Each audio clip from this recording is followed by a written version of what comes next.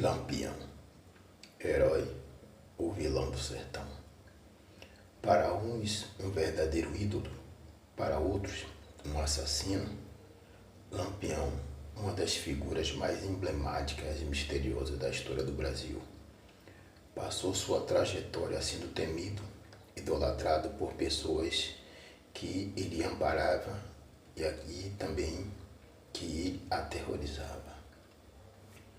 Virgulino Ferreira da Silva, conhecido como Lampião, nasceu na fazenda de seus pais, no Vale do Pajeú, em Pernambuco, em 1897. Era filho de um modesto fazendeiro que foi morar em Pernambuco após matar inimigos no Ceará, que era sua terra natal. Após novos conflitos entre familiares, foi viver em Alagoas, na cidade de Água Branca. Seus filhos, incluindo Virgulino, acabou ingressando em grupos de cangaceiros e a polícia alagoana passou a perseguir a família dos Ferreira da Silva. Logo após um ataque a uma vila, o pai de Lampião acabou sendo morto pela polícia e em seguida a mãe de Lampião morreu. Os irmãos de Lampião voltaram para Pernambuco em 1918. Lampião ingressou no bando do Sr. Pereira, que era descendente de uma família influente e rica de Pernambuco. Lampião, por ser rápido no gatilho, e a sua arma saía um clarão, ele disparava. Isso acabou ganhando e repercutindo nesse apelido chamado de Lampião. Em 1922, o Sr. Pereira ele acabou abandonando a região e Lampião acabou se tornando o chefe do bando. A partir daí, o conhecido bando de Lampião começou a sobreviver de assaltos e das ameaças que fazia a chefes e fazendeiros locais, que eram muito temidos dos cangaceiros. Eles conseguiram várias alianças e recebendo proteção de autoridades e fazendeiros daquela região.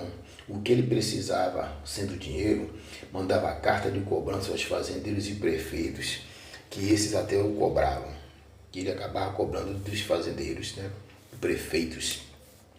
O bando de Lampião era composto de um grande grupo e rico número de homens e mulheres que chegava a ter mais de 120 pessoas sob seu comando e mais de 300 divididos em outros grupos que eram espalhados pelo Nordeste brasileiro.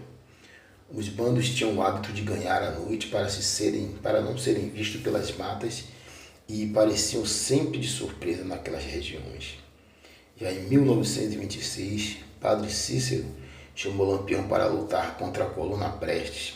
Ele aceitou o convite por ter a promessa de que seria nomeado capitão do exército e receberia munição e uniforme do governo federal. Isso não impediu que ele continuasse no cangaço. Então, o que acontece com todas essas questões? Lampião ele acabou sendo muito visto por alguns locais, onde ele acabou adentrando, fugindo pelo mato. E nisso algumas pessoas acabavam olhando para isso e diziam que era um fantasma, que era um homem impossível de ser morto. Já em 1930, Lampião juntou-se a Maria Bonita, que seguiu com o bando de Lampião e foi a primeira mulher a ser aceita no bando. Depois de vários cangaceiros também ter as suas companheiras no bando, Mas Lampião e Maria Bonita eram vistos ali como modelo. Então Maria Bonita, ao adentrar no cangaço, muitas mulheres vieram depois. E em 1930, Lampião e Maria Bonita, eles se instalaram em Angico, no Sergipe, onde lá comandava várias células do grupo e participava de várias incursões.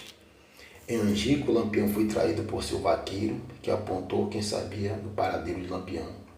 O coiteiro de Lampião, Pedro de Cândida, foi preso e em 1938 ele foi coagido a levar onde estava Lampião. E chegando lá foram surpreendidos parte do bando de Lampião. Muitos foram mortos e muitos fugiram.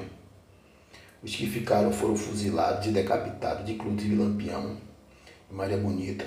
Suas cabeças foram expostas em várias cidades do Nordeste brasileiro, tais como Piranhas, Alagoas, Poço Redondo, Sergipe, Maceió e Alagoas.